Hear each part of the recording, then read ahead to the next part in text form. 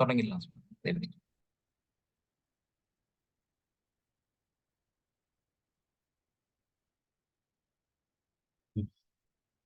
ஆழ்வார் பெருமானார் ஜீயர் திருவடிகளே சரணம். ஜீயர் திருவடிகளே சரணம். ஸ்ரீசலேஷ தயாபாத்திரம் தீபக்தியாதிகுணார்ணவம் யதீந்திர பிரவணம் வந்தே ரம்யஜாமாதரம் முனிம். ரம்யஜாமாத்திரி யோகீந்திர பாதிரே காமயம் சதா ததாயத்தாத்ம சத்தாதிம் ராமானுஜ முனிம் பஜே. லக்ஷ்மீநாத சமாரம்பாம் நாதயாமன மத்தியமாம் அஸ்மதாச்சாரிய பரியந்தாம் வந்தே குரு பரம்பராம். யோ நித்யமச்சுத பதாம்புஜ யுக்மருக்மம் व्यामोहतस्तदितराणि तृणाय मेने अस्मद्गुरोर् भगवतोस्य दैहिक सिन्धोः रामानुजस्य चरणौ शरणं प्रपद्ये. माता पिता युवतयस्तनया भूति सर्वं यदेव नियमेन मदन्मयानाम् आद्यस्य न कुलपते रकुलाभिरामं श्रीमत्तदङ्ग्रियुगलं प्रणमामि मूर्ध्ना भूतं शरश्च महताह्वय भट्टनाथ श्रीभक्तिसारकुलशेखर योगिवाहान् भक्ताङ्ग्रिरेण परकाले यतीन्द्रमिश्रान् जीवत् पराङ्कुशमुनिं प्रणतोऽस्मि नित्यम्. நம்முடைய ஸ்ரீ வைஷ்ணவ சம்பிரதாயத்திலே குரு பரம்பரைக்கு பெரிய ஒரு முக்கியத்துவம் அமைந்திருக்கிறது. ஆழ்வார்களுடைய வைபவம், ஆச்சாரியர்களுடைய வைபவம், இவற்றை நாம் அனுதினமும் சிந்தித்து கொண்டே இருக்க வேண்டும். எவ்வளவுக்கு எவ்வளவு அவர்களுடைய ஞானமும் அனுஷ்டானமும் நமக்கு தெளிவாக புரிகிறதோ அவ்வளவுக்கு அவ்வளவு நாம் அந்த வழியிலே நடக்கக்கூடிய வாய்ப்பு ஏற்படும். நம்பிள்ளை ஒரு இடத்துல வியாக்கியானத்திலே ஈடு வியாக்கியானத்திலே எடுத்து காட்டுகிறார்கள். நாம் எல்லாரும் ஆழ்வார்களுடைய திருவடிகளை பின்பற்றுபவர்கள் என்று ஒரு இடத்திலே நம்பிள்ளை அற்புதமாக எடுத்து காட்டுகிறார். நமக்கு ஆழ்வார்கள் தான் நாம் எப்படி வாழ வேண்டும் என்பதை அழகாக முறைப்படுத்தி காட்டியுள்ளார்கள். அந்த வழியை பின்தொடர்பவர்களாக நம்முடைய ஆச்சாரியர்கள் இருக்கிறார்கள். அந்த ஆச்சாரியர்களுடைய திருவடிகளை பின்தொடர்பவர்களாக நாம் இருக்க வேண்டும் என்பதே நம்முடைய பெரியவர்கள் காட்டக்கூடிய வழி. அந்த கிரமத்திலே நாம் இந்த ஆச்சாரியர்கள், ஆழ்வார்கள் ஆச்சாரியர்களுடைய பெருமைகளை அறிந்து கொள்வதற்கு ஹேத்துவாக ஸ்ரீ உவே தொட்டையாச்சாரியர் சுவாமி, வர்த்தமான சுவாமி அவருடைய அனுகிரகத்தினாலே நாம் எல்லாரும் இப்படி ஒரு சத்சங்கமாக கூடியிருந்து அனுபவிக்கக்கூடிய பாக்கியம் நமக்கு ஏற்பட்டிருக்கிறது. அப்படிப்பட்ட அந்த ஒரு வாய்ப்பை நன்றாக பயன்படுத்தி கொண்டு நம்முடைய பூர்வாச்சாரியர்களுடைய வைபவங்களை நாம் தொடர்ந்து அனுபவித்து வருகிறோம். முதலிலே பெரிய பெருமாள், பெரிய பிராட்டியார், சேனை முதலியார் ஆகியோருடைய வைபவங்களை அனுபவித்தோம். அதற்கு பிறகு நம்மாழ்வாருடைய வைபவத்தை அனுபவித்தோம். அதைத் தொடர்ந்து நாத்துமுனிகளுடைய வைபவத்தை அனுபவித்தோம். முதலிலே அடியேன் நினைத்தது பெரிய பெருமாள், பெரிய பிராட்டியார், சேனை முதலியார் அனுபவத்துக்கு பிறகு ஆழ்வார்களுடைய வைபவத்தை பூர்த்தியாக அனுபவித்து அதற்கு பிறகு ஆச்சாரியர்கள் வைபவம் அதை அனுபவிக்கலாம் என்று நினைத்திருந்தேன். ஆனால் போன உபன்யாசத்திலே நம்மாழ்வாரை அனுபவிக்கும் பொழுது கூடவே சேர்த்து நாதமுனிகளையும் அனுபவிக்கும்படி ஒரு அமைப்பு ஆகிவிட்டது. அது பகவத் சங்கல்பம். அதனாலே அதையே தொடர்ந்து நாம் அனுபவித்து, அதாவது ஆச்சாரியர்கள் ஓராண்வழி ஆச்சாரிய பரம்பரையை நன்றாக அனுபவித்து அதற்கு பிறகு ஆழ்வார்களுடைய வைபவங்களை அனுபவிக்கலாம் என்று நினைக்கிறேன். நாதமுனிகளுடைய சத்சிஷ்யராக அமைந்திருப்பவர் உய்யக்கொண்டார். அவருடைய வைபவம் மணக்கால் நம்பி உய்யக்கொண்டாருடைய சத்சிஷ்யர், அவருடைய வைபவம். அதற்கு பிறகு ஆளவந்தாருடைய வைபவம் நேரம் இருந்தால் இன்றைய தினம் அனுபவிக்கலாம்.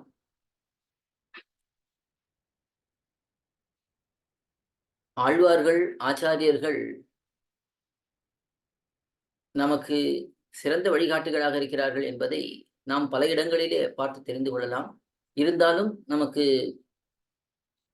மணவாள மாமுனிகள் உபதேச ரத்தின மாலையிலே இவர்கள் காட்டின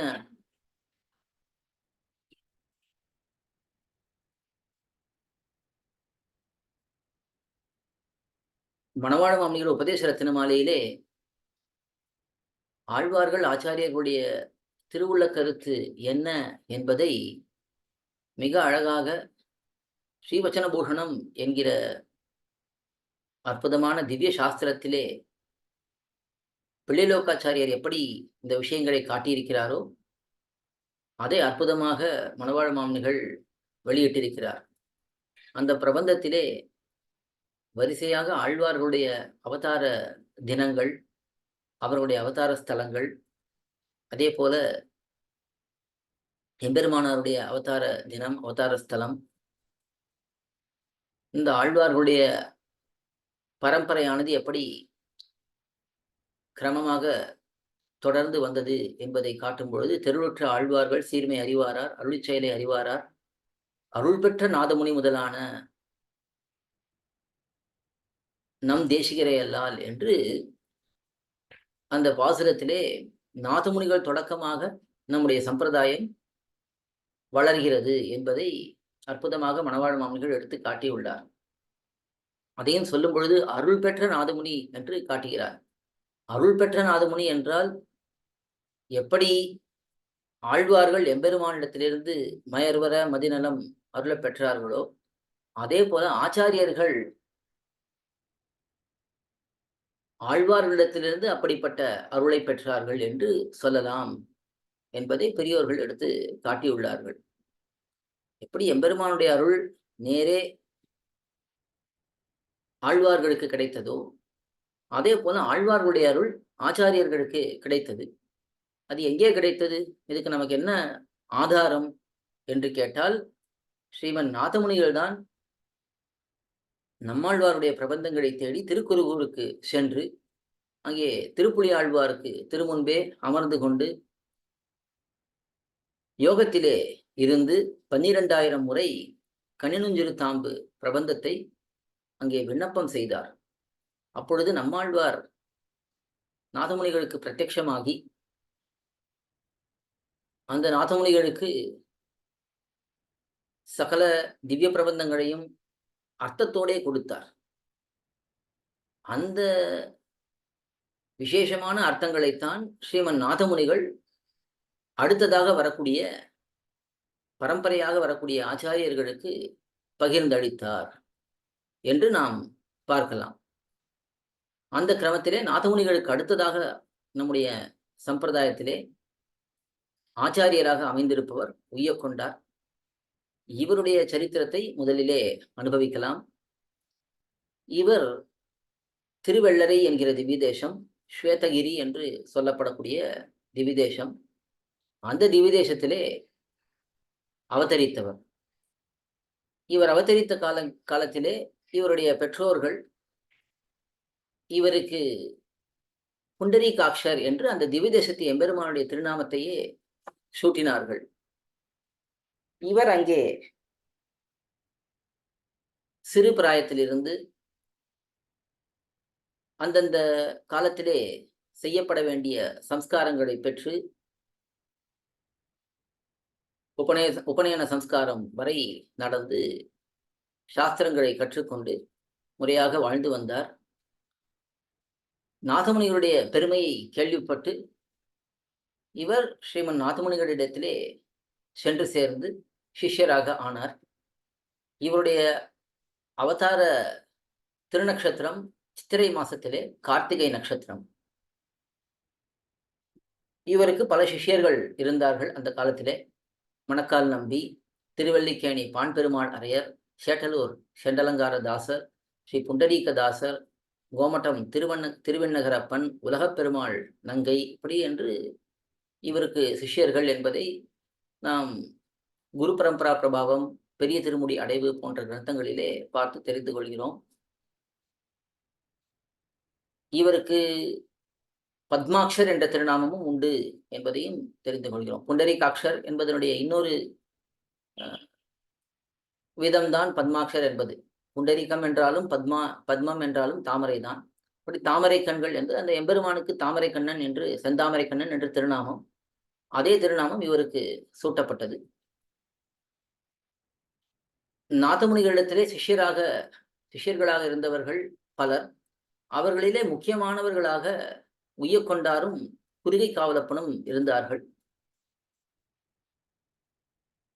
குருகை காவலப்பன் நாதமுனிகளிடத்திலிருந்து யோக ரகசியத்தை பெற்றார்.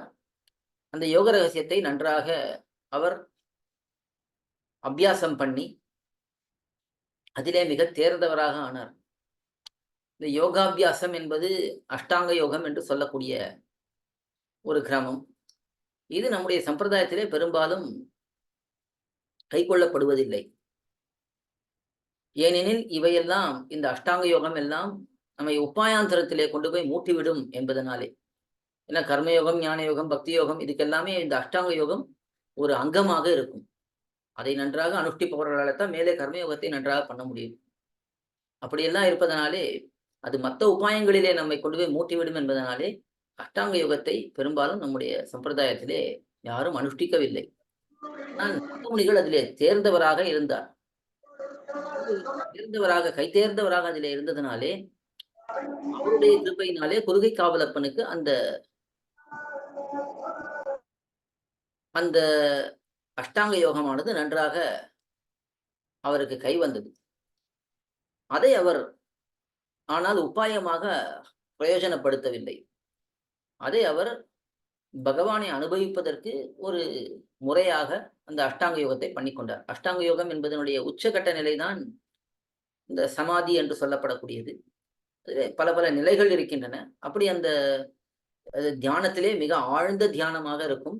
அந்த சமயத்திலே நேரே பகவத் அனுபவம் மனதுக்குள்ளே அவர்களுக்கு கிடைக்கும். அந்த பகவானும் பிராட்டியும் இந்த அடியவருடைய, யார் அந்த அஷ்டாங்க யோகத்தை அபியாசம் பண்ணுகிறாரோ அவருடைய உள்ளத்திலே தோன்றி அவருக்கு நல்ல அனுபவத்தை கொடுப்பார்கள். இப்படி எப்பொழுதும் அந்த தியானத்திலேயே அமர்ந்திருந்து அந்த எம்பெருமானையே நினைத்து கொண்டு குருகை காவலப்பன் தன்னுடைய பொழுதை, காலத்தை போக்கிக் கொண்டிருந்தார். உய்யக்கொண்டாருக்கும் அதே வாய்ப்பு கிடைத்தது. நாதமுனிகள் உய்யக்கொண்டாரையும் அழைத்து, நீரும் இந்த அஷ்டாங்க யோகத்தை கற்றுக்கொள்கிறீரா என்று கேட்க, அந்த சமயத்திலே உய்யக்கொண்டார் ஒரு அழகான ஒரு வாக்கியத்தை அங்கே நாதமுனிகளிடத்திலே விண்ணப்பம் பண்ணுகிறார். பிணம் கிடக்க மனம் புணரலாமோ என்பதுதான் அந்த ரொம்ப அழகான வாக்கியம். இது நம்முடைய குரு பரம்பரா பிரபாவத்திலே காட்டப்பட்டுள்ள விஷயம். பிணம் கிடக்க மனம் புணரலாமோ? மனம் புணருவது என்றால் என்ன? ஒரு திருமணம், ஒரு ஆனந்தமான ஒரு சூழ்நிலை, நன்றாக அனுபவிப்பது. அது இந்த அஷ்டாங்க யோகத்தின் மூலமாக பகவானை அனுபவிப்பது. இந்த பகவத் அனுபவங்கிறது மிகவும் மங்களகரமான ஒரு விஷயம், மிகவும் உயர்ந்ததான ஒரு அனுபவம். அந்த அனுபவம் தான் மனம் புணர்வது என்று காட்டப்படுகிறது. பிணம் கிடக்க என்று சொல்லுகிறார். பிணம் கிடக்க என்றால் என்ன அர்த்தம்? இந்த சம்சாரத்திலே எல்லாரும் ஜீவனற்று இருக்கிறார்கள். ஜீவனற்று இருக்கிறார்கள்னா ஒரு ஆத்மாவினுடைய பிரயோஜனத்தை புரிந்து கொள்ளாமல் அச்சித்தை போலே இந்த உலக விஷயத்திலேயே அப்படியே அமிழ்ந்து போயிருக்கிறார்கள். இப்படி பலரும் இந்த சம்சாரத்திலே கஷ்டப்பட்டு கொண்டிருக்க, நான் மட்டும் பகவானை அனுபவித்து என்ன பண்ண போகிறேன்? எனக்கு இந்த அனுபவம் வேண்டாம். அதற்கு பதிலாக அடியேனுக்கு திவ்ய பிரபந்தங்கள், ஆழ்வாரிடத்திலிருந்து தேவரீருக்கு பிரசாதமாக கிடைத்ததே திவ்ய பிரபந்தங்கள், அதனுடைய அர்த்தங்கள், அர்த்த விசேஷங்கள், அவற்றையெல்லாம் தேவரீர் அடியனுக்கு பிரசாதிக்க வேணும், அதை கொடுத்தருள வேணும் என்று உய்யக்கொண்டார் நாதமுனிகளிடத்திலே விண்ணப்பித்தார். அதை கேட்ட நாதமுனிகளுக்கு மிகவும் ஆனந்தம் ஏற்பட்டது. இப்படி ஒரு பரந்த உள்ளமா இந்த சம்சாரத்திலே? மற்றவர்களுக்கு நாம் நன்மை பண்ண வேண்டும், நாம் மட்டும் தனியாக அனுபவிக்க கூடாது என்று இந்த எண்ணம் ஏற்பட்டிருக்கிறதே. இந்த வையத்தையே உய்யக்கொள்ள வந்தீரோ, இந்த வையம் உய்யக்கொண்டீரோ என்று அவரை கொண்டாடினார். இந்த வையத்துக்கே, இந்த உலகத்துக்கே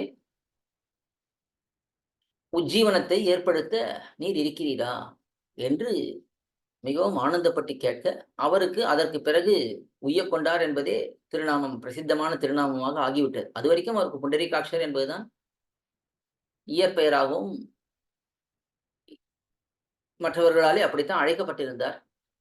இப்படி இங்கே நாதமுனிகள் அவரை உய்யக்கொண்டீரோ என்று அழைத்ததிலிருந்து அவருக்கு உய்யக்கொண்டார் என்பதே திருநாமமாக ஆகிவிட்டது. அந்த சமயத்துக்கு பிறகு அவர் நாதமுனிகளிடத்திலே அற்புதமாக இந்த பாசுரங்களையும் அதனுடைய அர்த்தங்களையும் நன்றாக ஆழமாக கற்றுக்கொண்டார். வேத வேதாந்தங்கள், சாஸ்திரங்கள் அதையெல்லாம் ஏற்கனவே அவர் கற்றுக்கொண்டிருக்கிறார். ஏன்னா இதெல்லாம் இந்த காலத்திலே நமக்கு ஒவ்வொன்றும் கற்றுக்கொள்வது பெரிய பிரம்ம பிரயத்தனமாக இருக்கிறது. ஒரு கொஞ்சம் பாசுரங்கள் கற்றுக்கொள்வது, வேதத்தை கற்றுக்கொள்வது, ஏதோ உபயுக்தமா கோயில் கைங்கரியத்துக்கு தேவையானது கற்றுக்கொள்வதற்கே நமக்கு பிரம்ம பிரயத்தனமா இருக்கு. அது என்ன காரணம்னா, நமக்கு பல பல விஷயங்களிலே இப்பொழுது ஈடுபாடு வந்துவிட்டது. பல விஷயங்கள், லௌகிக விஷயங்களை கற்றுக்கொள்ள வேண்டிய நிர்பந்தம் பலருக்கு ஏற்பட்டு, அதிலே பொழுது போவதனாலே நமக்கு நல்ல விஷயங்களுக்கு, உண்மையாக நம்முடைய ஆத்ம விஷயங்களுக்கு நேரம் இல்லாமல் போய்விடுகிறது. ஆனா அந்த காலத்திலே இதுதான் அவர்களுக்கு கற்றுக்கொள்ளக்கூடிய விஷயமாகவே இருந்தது. பாடசாலையில படிக்கிறதுன்னா, ஒரு மொழியை கற்றுக்கொள்வது, இலக்கணம், அதற்கு பிறகு இலக்கியம், அதற்கு பிறகு ஆழமான சாஸ்திரங்கள், இதையெல்லாம் அவர்கள் கற்றுக்கொள்வது ரொம்ப சுவாபாவிகமாக, இயற்கையாக நடந்து கொண்டிருந்தது. அதனாலே நம்முடைய பூர்வாச்சாரியர்களுடைய சரித்திரத்தில பார்த்தோம்னா, இவர் வேத அத்தியனம் பண்ணினார், இவர் சாஸ்திரங்களை எல்லாம் கற்றுக்கொண்டார் அப்படின்னு பெருசா அதுல குறிப்பெல்லாம் இருக்காது. ஏன்னா எல்லாருமே அதை பண்ணிக் கொண்டிருந்தார்கள். யாராக இருந்தாலும் ஒரு உபநயன சம்ஸ்காரம் ஆச்சுன்னா, அதுக்கு பிறகு உடனே வேத அத்தியனம் பண்ணுவது, அதுக்கு மேலே வேதாந்த விஷயங்களை காலக்ஷேபம் கேட்பது, அது அந்தந்த வயசுக்கு என்னென்ன நடக்க வேண்டுமோ, அது தன்னடையே நடக்கும். அதற்கு பிறகு அவர்களுக்கு அந்த ஆச்சாரிய சம்பந்தத்தை உணர்ந்து, மேலே இன்னும் ஆழமான சத்சம்பிரதாய விஷயங்களை எல்லாம் கற்றுக்கொண்டார்கள் என்பது அங்கே குறிப்பிடப்பட்டிருக்கும். இந்த சுவாமி இடத்திலே போய் அவர் சிஷ்யரானார். அவரிடத்திலே சகல அர்த்த விசேஷங்களையும் கற்றுக்கொண்டார் என்று அது விசேஷமாக ஒவ்வொருத்தருக்கும் ஒரு ஒரு ஆச்சாரியரிடத்திலே ஏற்பட்டிருக்கும். அதனால் அதை குறிப்பிட்டு காட்டியிருப்பார்கள். ஆனா வேத வேதாந்தங்களை படித்தார்கள், சாஸ்திரத்தை கற்றுக்கொண்டார்கள்ங்கிறது குறிப்பிட்டு அது தனியா எடுத்து காட்டிக்கொண்டேன். ஏன்னா எல்லாருமே அது பண்ணக்கூடியது. யாராக இருந்தாலும் அக்காலத்திலே அடிப்படை சாஸ்திரங்கள், அது நியாயமா இருக்கட்டும், வியாக்கரணமா இருக்கட்டும், தர்க்கமா இருக்கட்டும், அதையெல்லாம் அவர்கள் கற்றுக்கொண்டே தீருவார்கள். அதனால இங்கே இவர் அதையெல்லாம் ஏற்கனவே கற்றுக்கொண்டிருந்தார். பிற்பாடு நாதமுனிகளிடத்திலே விசேஷமாக இந்த அருளிச் செயல்களையும், அதனுடைய அர்த்தங்களையும் கற்றுக்கொண்டார். நாதமுனிகள் உய்யக்கொண்டாருக்கு உபதேசித்தார். நம்முடைய குமாரனான ஈஸ்வரமுனி, அவருக்கு ஒரு குழந்தை பிறக்கும். அது புருஷ குழந்தையாக இருக்கும். இதெல்லாம் தீர்க்கதரிசியாக இருப்பதனாலே அவருக்கு அதெல்லாம் தெரியறது.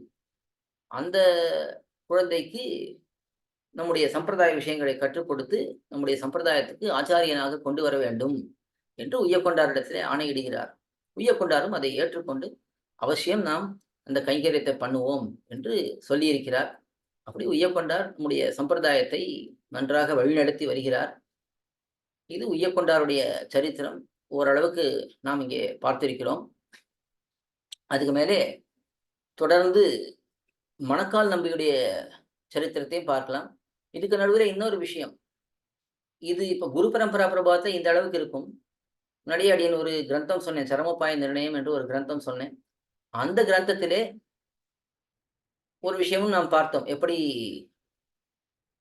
நம்மாழ்வார் நாதமுனிகளுக்கு ராமானுஜருடைய திருமேனி, பவிஷ்யதாச்சாரியன் திருமேனி என்று 2வது திருமேனியை கொடுத்தார். ஏற்கனவே ஒரு திருமேனி நம்மாழ்வார் மதுரகவி ஆழ்வார் மூலமாக தாமிரபரணியை காய்ச்சி ஒரு திருமேனி ஏற்பட்டது. அது இன்றைய தினமும் ஆழ்வார் திருநகரிலே நாம் சேவித்துக் கொண்டிருக்கிறோம் என்பதை முன்னாடியே பார்த்திருக்கோம்.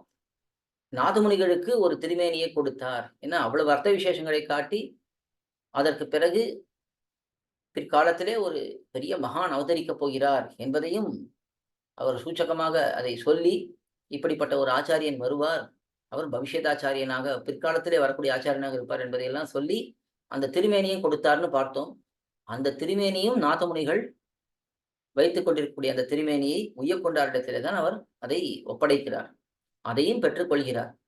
ஏன்னா இந்த திருமேனி பிற்காலத்திலே எம்பெருமானார், அதாவது ராமானுஜருடைய பெருமையை உலகத்துக்கு பறைசாற்றுவதற்கு இந்த திருமேனி மிக முக்கியமாக இருக்கப் போகிறது.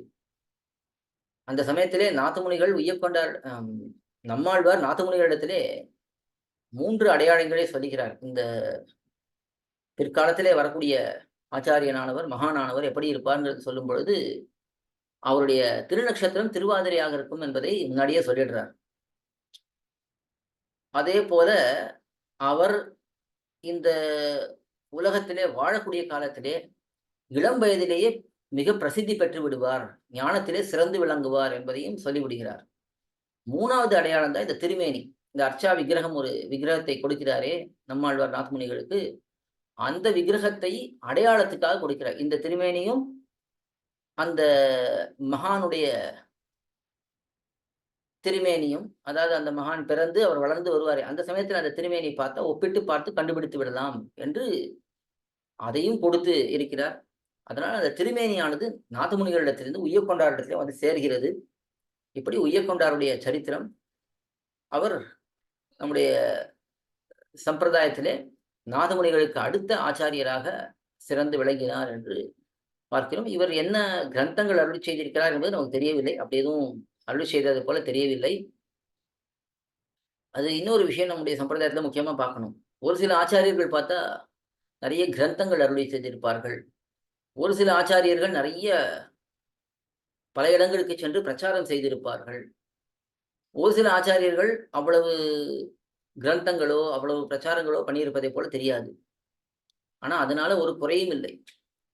ஆழ்வார்கள், ஆச்சாரியர்கள் இவர்கள் எல்லாம் எம்பெருமானுடைய நியமனத்தின் பேரிலே கைங்கரியங்களை பண்ணினவர்கள். எம்பெருமான் யார் யாரை கொண்டு என்னென்ன கைங்கரியங்கள் பண்ணிக்கொள்கிறானோ அது அவனுடைய திருவுள்ளம், அவனுடைய விருப்பம். அதனாலே ஒரு ஆச்சாரியர் நிறைய கிரந்தம் பண்ணியிருக்கார், அதனால அவர் நிறைய பெருமை. ஒரு ஆச்சாரியர் நிறைய சிஷ்யர்களை உடையவராக இருந்திருக்கார், அதனால பெருமை. அப்படியெல்லாம் கிடையாது. யாரு நம்முடைய சம்பிரதாயத்துக்கு நிறைய உபகாரங்கள் பண்ணியிருக்கார். இப்ப எம்பெருமானார்னு எடுத்துக்கொண்டோம் என்றால் அவர் நமக்கு பல பல உபகாரங்களை பண்ணியிருக்கிறார். நேரே நம்மாலே அந்த உபகாரங்களை உணர முடிகிறது. இதே போல மணவாழ மாமுனிகள் எடுத்துக்கொள்கிறோம், நம்பிள்ளை எடுத்துக்கொள்கிறோம். இதே போல சில சில ஆச்சாரியர்கள் விசேஷமாக நமக்கு நேரடியாக இன்றளவும் அவர்களுடைய அந்த பங்களிப்பானது தெரியும்படிக்கு அவர்களுடைய கிரந்தங்களோ அவர்களுடைய ஒரு நிர்வாகமோ அதெல்லாம் நமக்கு இன்றளவும் தெரியும்படிக்கு இருக்கு. அதனாலே அவர்களுக்கு நாம் அதிகமான கொண்டாட்டங்களை பொதுவாக பண்ணுகிறோம். ஆனா அதனால இவருக்கு உயர்வு தாழ்வுங்கிறதெல்லாம் கிடையாது. ஆச்சாரியர்கள் எல்லாரும் இப்போ எம்பெருமானாரை கேட்டா உய்யக்கொண்டாருக்கு மிகவும் கொண்டாட்டங்களை சொல்லுவார். மணக்கால் நம்பிக்கு அவ்வளவு பெருமைகளை சொல்லுவார். அப்படித்தான் பூர்வாச்சாரியர்களுடைய நிலையிலே அவர்கள் பார்க்கும் பொழுது அவர்கள் எத்தனை கிரந்தம் பண்ணியிருக்கார்கள், எத்தனை சிஷ்யர்களை உடையவர்களாக இருந்திருக்கார்கள் அப்படியெல்லாம் பார்ப்பதில்லை. அவர்கள் அந்த ஆச்சாரிய பரம்பரையிலே அந்த ஸ்தானத்தை வகித்திருக்கிறார்கள். அவர்கள் இருந்த அளவுக்கு எவ்வளவு முடியுமோ எம்பெருமானுக்கு முழுக்க முழுக்க கைங்கரியங்களே பண்ணி மங்களாசாசனங்களே பண்ணி தங்களால் இயன்றவரை ஆனவரை மற்ற அடுத்த தலைமுறை அந்த சிஷ்யர்களை உருவாக்கி இந்த சம்பிரதாயம் மேலும் வளருவதற்கு அடித்தளம் நாட்டுவது, அதுக்கு ஆன உபகாரங்களை பண்ணுவது என்று பண்ணியிருக்கிறார்கள். இந்த ஒரு விஷயம் கொஞ்சம் ஞாபகம் வச்சுக்கணும். ஏன்னா சில பேர் இவர் நிறைய கிரந்தம் பண்ணியிருக்கார் அதனால இவருக்கு பெருமை, இவர் நிறைய பிரவச்சனங்கள் பண்ணியிருக்கார் அதனால இவருக்கு பெருமை அப்படிங்கிறது அது மொத்தமா இந்த லோகத்துக்கு உபகாரம் என்ற விதத்திலே பெருமையை தவிர அந்த ஆச்சாரியர்களே தராதரம் என்றெல்லாம் கிடையாது. ஒரு சின்ன விஷயம் ஞாபகம் வச்சுக்கிறதுக்காக சொல்றேன். உய்யக்கொண்டாருடைய வைபவம் தொடர்ந்து மணக்கால் நம்பியுடைய வைபவத்தையும் அனுபவிக்கலாம். ஏன்னா இதோடைய தொடர்ச்சி தான். மணக்கால் நம்பி உய்யக்கொண்டாரிடத்திலே வந்து ஆசிரயிக்கிறார். மணக்கால் என்ற கிராமம் இது ஸ்ரீரங்கத்துக்கு அருகிலே இருக்கக்கூடிய கிராமம். அந்த கிராமத்திலே அவதரித்தவர் மணக்கால் நம்பி. இவருடைய திருநக்ஷத்திரம் மாசி மாதம் மக நட்சத்திரம். மாசி மகத்திலே அவதரித்தவர். இவர் உய்யக்கொண்டாரிடத்திலே சிஷ்யராக அடிபணிந்து கைங்கரியம் பண்ணி அந்த உய்யக்கொண்டாருடைய கிருபைக்கு நன்றாக ஆளானவர். இவருக்கு பல சிஷ்யர்கள். ஆளவந்தார், ஆளவந்தாருடைய திருக்குமாரரான திருவரங்க பெருமாள் அரையர், தெய்வத்துக்கரசு நம்பி, பிள்ளைக்கரசு நம்பி, பிள்ளையரசு நம்பி, சிறுபுள்ளூருடையார் பிள்ளை, திருமாலிருஞ்சோலை தாசர், வங்கிப்புறத்து ஆட்சி, இப்படி பல சிஷ்யர்கள். இந்த சில சிஷ்யர்கள் நாம் அப்புறம் எம்பெருமானாருடைய சரித்திரத்தில் கூட நாம் அவர்களை பார்க்க போகிறோம், அனுபவிக்க போகிறோம். இப்போ எம்பெருமானாருடைய சரித்திரத்தில் ஆளவந்தாருடைய வைபவம் வருகிறது. திருவரங்க பெருமாள் அரையரிடத்திலே எம்பெருமானாருக்கு நிறைய வைபவங்கள் பார்க்கிறோம். அதே போல வங்கிப்புறத்து ஆட்சியுடைய திருக்குமாரன்னு சொல்லுவார்கள், திருப்பேரன்னு சொல்லுவார்கள். வங்கிப்புறத்தை நம்பி அவர் எம்பெருமானாரிடத்திலே நிறைய சிஷ்யராக இருந்தார்.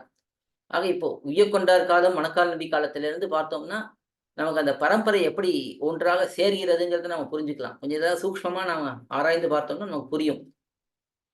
அது ஒவ்வொருத்தரா, அதாவது ஒருத்தருடைய தொடர்பிலே இன்னொருத்தர் வருகிறார், இன்னொருத்தர் தொடர்பிலே இன்னொருத்தர் வருகிறார். பெரிய திருமலை நம்பி இருக்கார், அவர் எம்பெருமானாருக்கு தாய் மாமா என்ற உறவிலே இருக்கிறார். இப்படி ஒவ்வொருத்தருடைய சம்பந்தம் நமக்கு கொஞ்சம் கொஞ்சமா தெரிய வரும். இப்ப மணக்கால் நம்பியுடைய இயற்பெயர், அவருக்கு அவதார காலத்திலே அவருடைய பெற்றோர்கள் சூட்டின திருநாமம் ஸ்ரீ ராமமிஸ்ரர் என்பது. ஸ்ரீராமன் எம்பெருமானுடைய திருநாமமே அவருக்கு சூட்டப்பட்டது. அவர் ஸ்ரீராமமிஸ்ரர் என்று சொல்லப்பட்டாலும் சம்பிரதாயத்திலே மணக்கால் நம்பி என்றே பிரசித்தமாக அறியப்படுகிறார். இவரும் தக்க காலத்திலே எல்லா சம்ஸ்காரங்களையும் பெற்று சாஸ்திரங்களை எல்லாம் அபியாசம் பண்ணி உய்யக்கொண்டாருடைய பெருமையை பற்றி கேள்விப்பட்டு உய்யக்கொண்டாருக்கு போய் சிஷ்யராக ஆகிறார். அப்படி அங்கே சிஷ்யராக இருக்கக்கூடிய காலத்திலே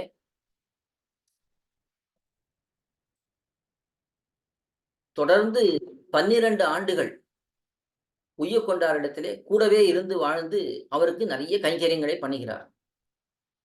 அந்த சமயத்திலே தான் உய்யக்கொண்டாருடைய தர்மபத்னி அவர் இந்த உலகை விட்டு பரமபதத்தை அடைந்து விடுகிறார். உய்யக்கொண்டாருக்கு குமாரத்திகள், 2 குமாரத்திகள் என்று சொல்லுவார்கள். அந்த குமாரத்திகள் அவர்களும் அங்கே திருமாளிகையிலே, உய்யக்கொண்டாருடைய திருமாளிகையிலே வளர்ந்து வருகிறார்கள். உய்யக்கொண்டாருடைய தர்மபத்தினியும் ஆச்சாரியன் திருவடியை அடைந்துவிட, அப்பொழுது அங்கே மணக்கால் நபிதான் பொறுப்பை எடுத்துக்கொண்டு சகல கைங்கரியங்களையும் பண்ணுகிறார். தளிகை பண்ணுவது, குழந்தைகளுக்கு என்ன தேவையோ அதையெல்லாம் பண்ணி கொடுப்பது, குழந்தைகளை பார்த்துக் கொள்வது, எல்லாவற்றையும் அவரே மணக்கால் நம்பி அங்கே திருமாளிகையிலே இருந்து கொண்டு எல்லா கைங்கரியங்களையும் பண்ணுகிறார். அப்படி அவர்கள் வாழ்ந்து வந்த காலத்திலே ஒரு முறை உய்யக்கொண்டாருடைய திருக்குமாரத்திகள் அவர்கள் இருவரும் தீர்த்தமாடுவதற்கு காவேரிக்கு செல்கிறார்கள். அப்பொழுது அவர்களை அழைத்து கொண்டு போவது மணக்கால் நம்பிதான். அங்கே போய் தீர்த்தமாடுகிறார்கள், திரும்ப வருகிறார்கள். வரும் வழியிலே இங்கே கொஞ்சம் சேராக இருக்கிறது, ஒரு சின்ன குட்டை போல தேங்கி இருக்கிறது. அதிலே எப்படி அதை கடப்பது என்று இவர்கள் யோசித்துக் கொண்டே இருக்கிறார்கள்.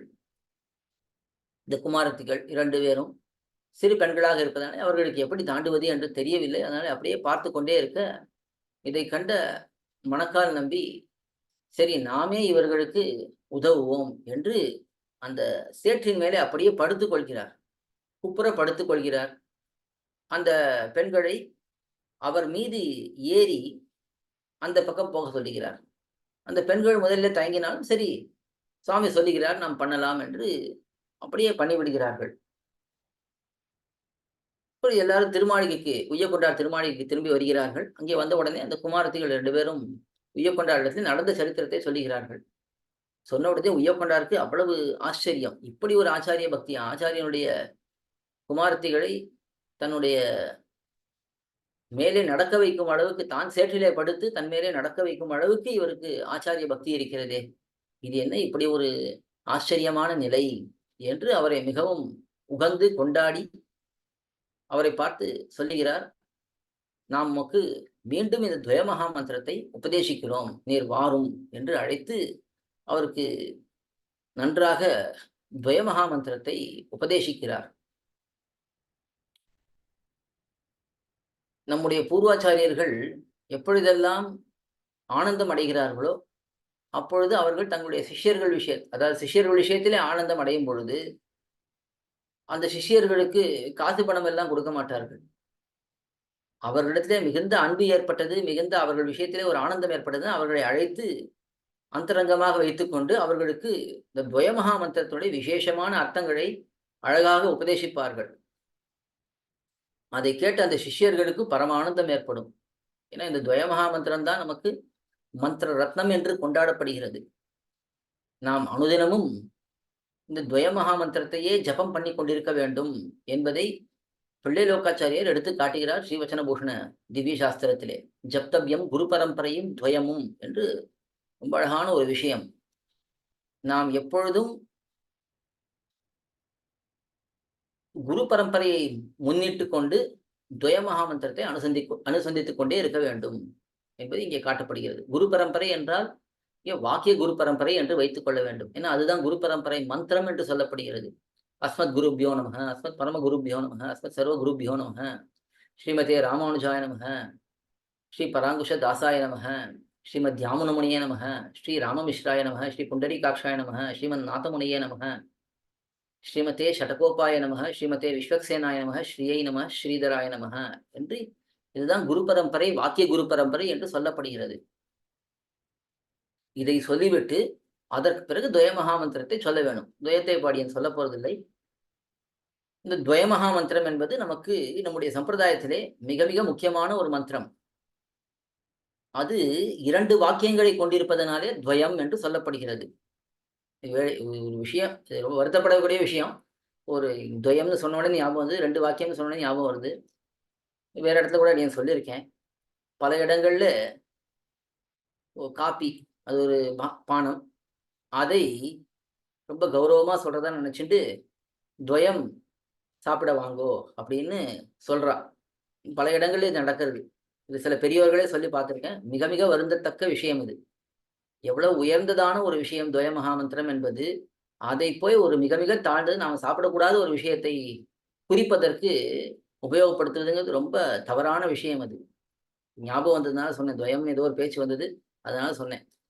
அப்படி இது வெறும்னு 2 எழுத்து இருக்குங்கிறது மட்டும் ஒரு காரணமா வச்சு ஒரு வார்த்தையை, உயர்ந்த ஒரு வார்த்தையை தாழ்ந்த ஒரு விஷயத்துக்கு நாம் உபயோகப்படுத்தினோம்னா, இப்ப நம்முடைய மனோநிலை எவ்வளவு தரம் தாழ்ந்திருக்குங்கிறது நாம் புரிஞ்சுக்கலாம். இது பல பேர் இதை தெரியாம சொல்லுகிறார்களா, இல்ல தெரிஞ்சுதான் சொல்லுகிறார்களா, இல்ல இது ஒரு பெரிய கௌரவம். சாப்பிடுறது ரொம்ப மட்டமான ஒரு விஷயம்.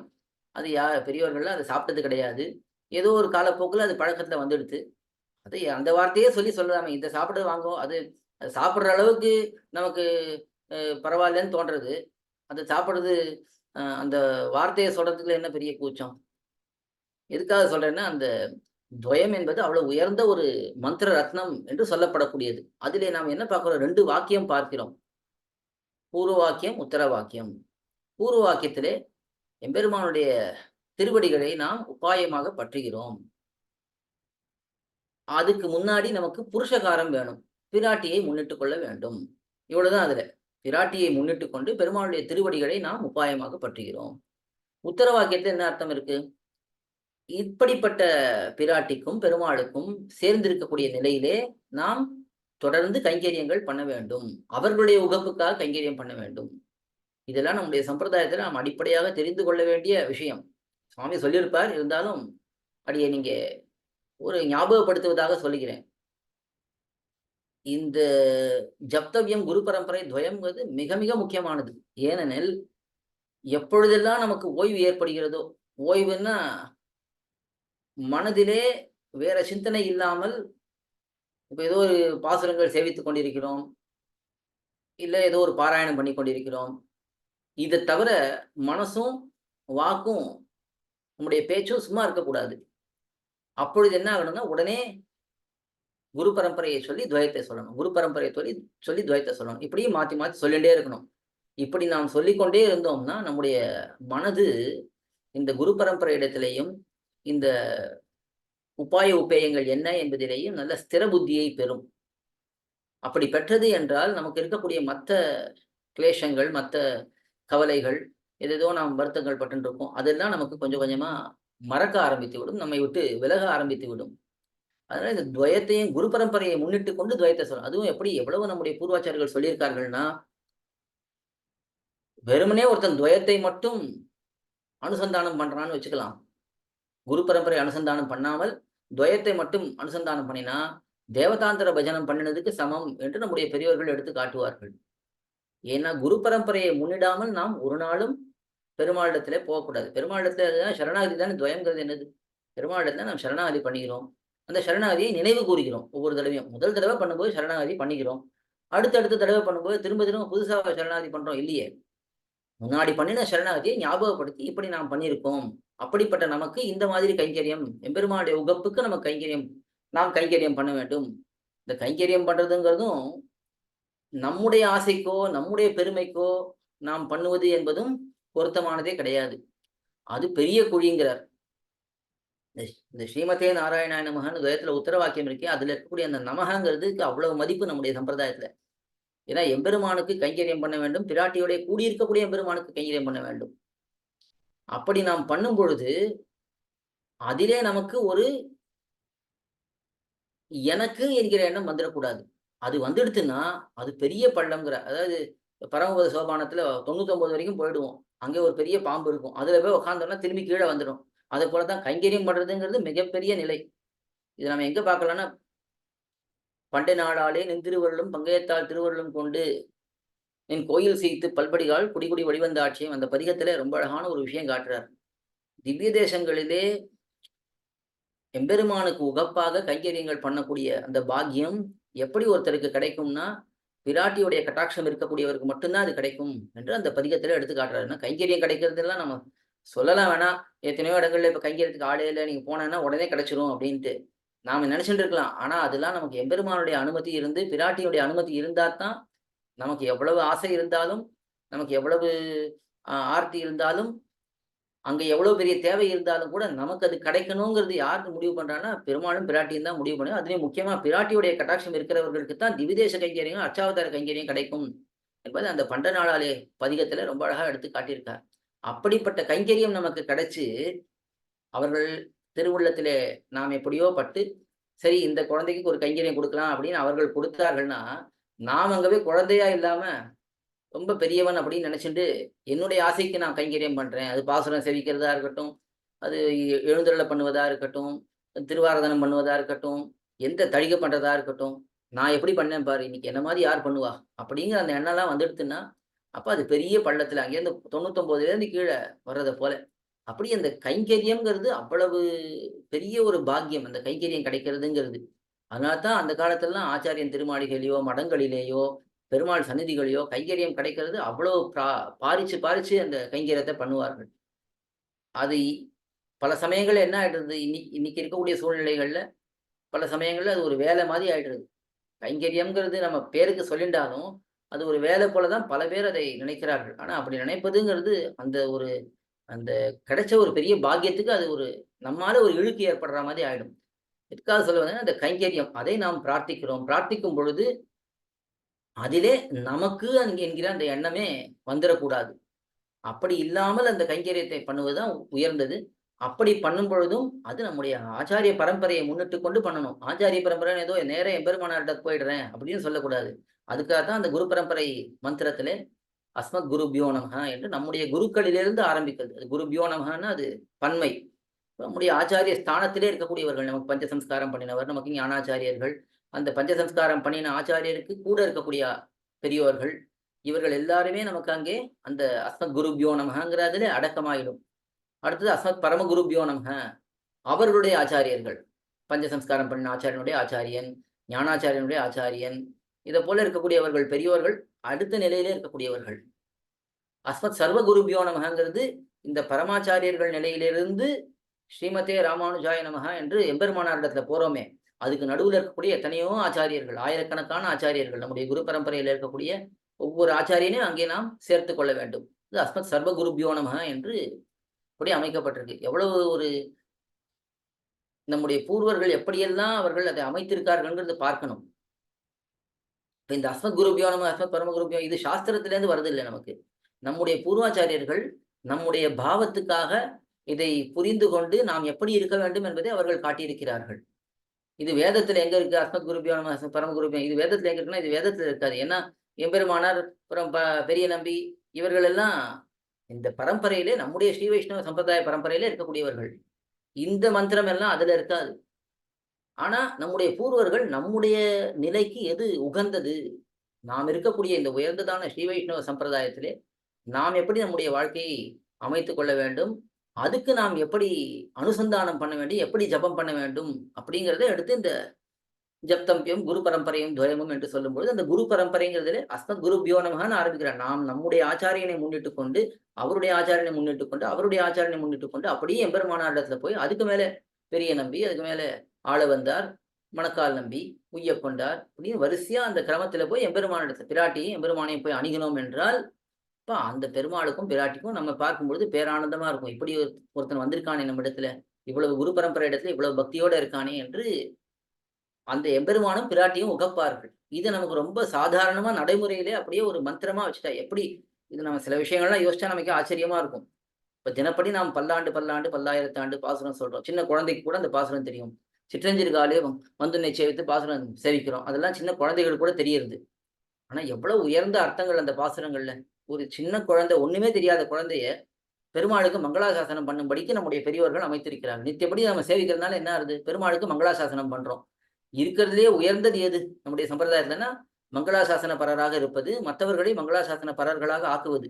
நாம போய் பெருமாளை சேவிச்சுட்டு வந்தோம்னு கூட சொல்லக்கூடாது. பெருமாளுக்கு மங்களாசாசனம் பண்ணிட்டு வந்தோம்னு தான் சொல்லணும். பெரியோர்களை பார்க்கும் பொழுது, நன்றாக மங்களாசாசனம் ஆச்சா? ச இதெல்லாம் சில விஷயங்கள்லாம் சொல்றதுக்கே கொஞ்சம் வருத்தமா இருக்கும். சுவாமி வருவார், "மாமா இங்க வாங்கோ" அப்படின்னுவா. ஒரு பெரியவர பார்த்தா சுவாமின்னு சொல்ற அளவுக்கு கூட நம்முடைய சம்பிரதாயத்துல ஞானம் குறைஞ்சு போயிடுது. சுவாமின்னு சொல்ல கூட தெரியாது. மாமா எல்லார பார்த்தாலும் மாமா. யார வயசுல பெரியவரோ, சின்னவரோ அ எல்லாரையும் மாமா, மாமான்னு சொல்லி ஒரு பழக்கம் வந்துடுது. சுவாமிங்கிறது தான் ஒரு ஸ்ரீ வைஷ்ணவரா இருந்தா அவர பார்த்து சுவாமின்னு நமக்கு எத்தன இடத்துல ஆழ்வார்கள் பாசுரங்கள்ல காட்டுகிறார்கள். இந்த அடியார்கள் எல்லாம் எங்களுக்கு கோக்கள், எங்களுக்கு தலைவர்கள், எங்களுக்கு சுவாமிகள் என்று எத்தனை இடத்துல காட்டுறா? அவர்களே சுவாமி என்று எடுத்து காட்டும் பொழுது, நாமெல்லாம் ஒருத்தர பார்த்து மாமான்னு சொல்லலாமா? ஆனா பழக்கத்துல அப்படியெல்லாம் வந்துடுறது. நெறைய விஷயங்கள் பார்க்கும்போது, இந்த சம்பிரதாயம் எவ்வளவு தரம் குறைந்துட்டே வருதுங்கிறது நமக்கு தெரியுது.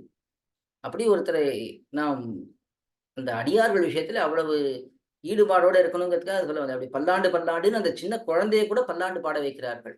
நம்முடைய பூர்வாச்சாரியர்கள் மங்களாசாசனம் இந்த மங்களாசாசனத்துக்கு சொல்ல வந்தேன். அப்படி இந்த மங்களாசாசனம் பண்ணுவதுங்கிறது எப்படி நம்முடைய சம்பிரதாயத்துல நித்தியப்படி நாம் ஒரு நாள் கூட அந்த பல்லாண்டு பாசுரம் சேவிக்காம இருக்கவே போறதில்ல. ஏதோ அனதீன காலத்துல கொஞ்ச நாள் சேவிக்காம இருக்கணும்னு வச்சுக்கலாம். அத தவிர எப்பொழுதும் அந்த பல்லாண்டு பல்லாண்டு எம்பெருமானுக்கு பல்லாண்டு பாடக்கூடிய அந்த உயர்ந்த நிலை இருக்கிறதிலே உயர்ந்த நிலை இது மங்களாசாசனம் பண்ணுவது. அதை யாருக்கு கொண்டு வந்து நம்முடைய பெரியோர்கள் கொடுத்திருக்கார்கள். சின்ன குழந்தையிலிருந்து எம்பெருமானுக்கு மங்களாசாசனம் பண்ணும்படிக்கு அமைத்திருக்கிறார்கள். அதுபோல சித்தஞ்சிறுகாலே ஒந்தன்னை சேவித்து, இப்ப நாம பார்த்தோமே நமஹங்கிறது நமக்கு நம்முடைய ஆனந்தத்துக்காக கைங்கரியம் பண்ணக்கூடாது. பெருமாளுடைய ஆனந்தத்துக்காக தான் கைங்கரியம் பண்ணணும். அப்படிங்கிறது தினமும் நம்ம கேட்டுட்டே தான் இருக்கோம். மற்றை நம் காமங்கள் மாற்றையலோர் எம்பாவாய்ன்னு ஆண்டாள் நாச்சியார் சொல்லியிருக்கா. அந்த விஷயம் தான் இது. நமஹங்கிறதுல இருக்கக்கூடிய அர்த்தம் தான் அது.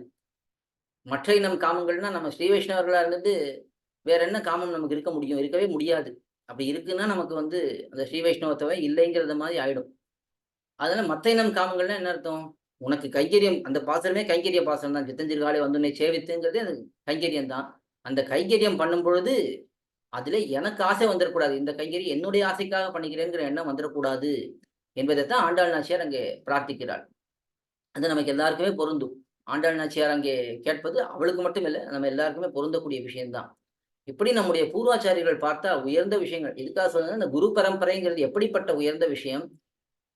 அதை தினப்படி நாம் எப்பொழுதும் சொல்லிக்கொண்டே இருக்க வேண்டும் என்றும்படிக்கு பண்ணியிருக்கிறார்கள். அதேபோல மங்களாசாசனம் பண்ணுவது, கைங்கரியத்திலே நாம் நமக்கு ஆசை இருக்கக்கூடாதுங்கிறது, இதெல்லாம் நம்முடைய பூர்வாச்சாரிகள் நித்தியப்படி அனுசந்தானத்திலே அத வச்சிருக்கா. அப்படி இந்த குரு பரம்பரை துவயம் இதைத்தான் நாம் எப்பொழுதும் அனுசந்தானம் பண்ணிக்கொண்டே இருக்க வேண்டும். இந்த துவயத்த தான் உய்யக் கொண்டார் மணக்கால் நம்பிக்கு ஒரு ஆசையோடே அவருக்கு கூப்பிட்டு உபதேசித்தார். "வாரும் நீர் இந்த துவயத்தினுடைய மந்திரத்தை மந்திரத்தினுடைய அர்த்தத்தை நன்றாக கேளும்" என்று துவய மகா மந்திரத்தோட உபதேசம் ஏதோ ஒரு தடவை நாம் ஆச்சாரியனிடத்துல கேட்கிறோம் அப்படிங்கிறது கிடையாது. எத்தனை தடவை கேட்டாலும் அது நமக்கு ஆனந்தமாக இருக்க வேண்டும். அதை நாம் அனுபவித்துக் கொண்டே இருக்க வேண்டும். அதனால தான் துவயத்துடைய விளக்கமாகவே பல கிரந்தங்கள் அமைஞ்சிருக்கு. இப்ப திருவாய்மொழி பார்த்தா துவயார்த்தம் தீர்க்க சரணாகதி என்பது சார சங்கிரகத்திலே சொன்னோம் அப்படின்னு ஆம், காட்டியிருக்கார். அதே போல அதாவது தீர்க்க சரணாகதினா திருவாய்மொழி தான் தீர்க்க சரணாகதிங்கிறது. திருவா திருவாய்மொழி முழுக்கவே துவயத்தினுடைய அர்த்தத்தை காட்டக்கூடியது அப்படிங்கிறது ஒரு நிர்வாகம். அதேபோல கத்யத்திரயம் துவயத்தினுடைய விளக்கம். ஸ்ரீவச்சன பூஷணம் துவயத்துடைய விளக்கம். எவ்வளவு கிரந்தம் நமக்கு துவயத்தினுடைய விளக்கமாகவே அமைஞ்சிருக்கு. அது தவிர துவயத்தினுடைய விளக்கமா மூக்ஷிப்படியில துவய பிரகரணம் இருக்கு. அதேபோல தனித்வயம் இருக்கு. பரந்தபடி இருக்கு. இதிலெல்லாம் துவயத்தினுடைய விளக்கம் காட்டப்பட்டிருக்கு. எத்தனை இடங்கள்ல துவயத்தினுடைய விளக்கம் காட்டப்பட்டிருக்கு. அப்படி அவ்வளவு முக்கியமான ஒரு மந்திரமான துவய மகா மந்திரம். அதைத்தான் இங்கே உய்யக்கொண்டார் மணக்கால் நம்பிக்கு உபதேசித்தார். அதை கேட்ட மணக்கால் நம்பிக்கு மிகவும் பகு ஆனந்தம். அவர் தொடர்ந்து இந்த சம்பிரதாயத்திலே நன்றாக விஷயங்களை தெரிந்து கொண்டு மேலே மேலே கைங்கரியங்களை பண்ணிக் கொண்டு வந்தார். இப்படி இருக்கும் பொழுது உய்யக்கொண்டாருடைய சரம காலம் நெருங்குகிறது. அந்த சமயத்திலே உய்யக்கொண்டார் மணக்கால் நம்பியை அழைத்து, நீரே நம்முடைய சம்பிரதாயத்தை மேலே நன்றாக வளர்க்க வேண்டும். சம்பிரதாயத்துக்கு தலைவராக இருந்து கொண்டு இந்த ஓராண்மொழி ஆச்சாரிய பரம்பரையிலே அடுத்ததாக இருந்து கொண்டு நம்முடைய அடியார்களுக்கு நல்ல சத்விஷயங்களை எடுத்து உரைத்து கொண்டு சம்பிரதாயத்தை வளர்த்து வாரும் என்று மணக்கால் நம்பிக்கு ஆணையிட்டார். அதுக்கு மேலே முக்கியமான பொறுப்பு ஈஸ்வரமுனி, அதாவது நாதமுனியோட திருக்குமாரர் ஈஸ்வரமுனி, அவருக்கு ஏற்படக்கூடிய அந்த குமாரர், அந்த குமாரரை நீர்தான் நம்முடைய சம்பிரதாயத்துக்கு திருத்தி கொண்டு வர வேண்டும், நம்முடைய சம்பிரதாயத்துக்கு ஆச்சாரியனாக ஆக்க வேண்டும் என்பதை அவர் பெரிய ஒரு கடமையாக பொறுப்பாக மணக்கால் நம்பி இடத்துல வைத்தார். ஏன்னா உய்யக்கொண்டார் இருந்த காலத்திலே ஈஸ்வரமுனிக்கு திருக்குமாரர் பிறந்ததாக தெரியவில்லை. ஒருவேளை பிறந்திருக்கலாம், சின்ன குழந்தையா இருந்திருக்கலாம், ஆனால் அது ஸ்பஷ்டமாக தெரியவில்லை. அதனால் அந்த பொறுப்பை மணக்கால் நம்பி இடத்துல உய்யக்கொண்டார் கொடுத்து விட்டு, நீர் இந்த ஈஸ்வரமுடைய திருக்குமாரரை நம்முடைய சம்பிரதாயத்துக்கு ஆளாக்க வேண்டும், அடுத்த ஆச்சாரியனாக கொண்டு வர வேண்டும் என்று ஒரு பெரிய பொறுப்பை கொடுத்து, அதற்கு மேலே உய்யக்கொண்டார் தன்னிடத்தில் இருக்கக்கூடிய பவிஷ்யதாச்சாரியின் விக்கிரகம் அதையும் மணக்கால் நம்பி இடத்திலே கொடுத்து, இதை நீர் நன்றாக வைத்துக் கொள்ளும், பிற்காலத்திலே வரக்கூடிய ஆச்சாரியர் இந்த திருமேனியை அடுத்தது ஈஸ்வரமுனியுடைய திருக்குமாரர் அவரிடத்திலே கொடுத்து, அவரை கொண்டு இந்த பவிஷ்யதாச்சாரியன் நம்முடைய உலகத்திலே வெளிக்கொண்டு வரப்பட வேண்டும் என்பதையும் ஆணையிட்டு உய்யக்கொண்டார் திருநாட்டுக்கு எழுந்தருளுகிறார்.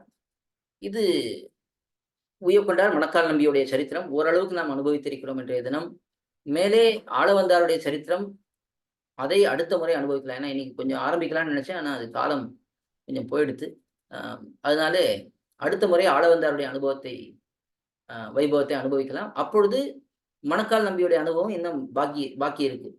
மணக்கால் நம்பியுடைய வைபவம் எப்படி ஆளவந்தாரை திருத்தி பணி கொள்கிறார், ஆளவந்தாருக்கு எப்படி உபதேசங்கள் எல்லாம் பண்ணுகிறார், அதெல்லாம் நாம் அடுத்த முறை மணக்கால் நம்பி ஆளவந்தார் அவர்களுடைய வைபவம் அதையெல்லாம் அனுபவிக்கலாம்.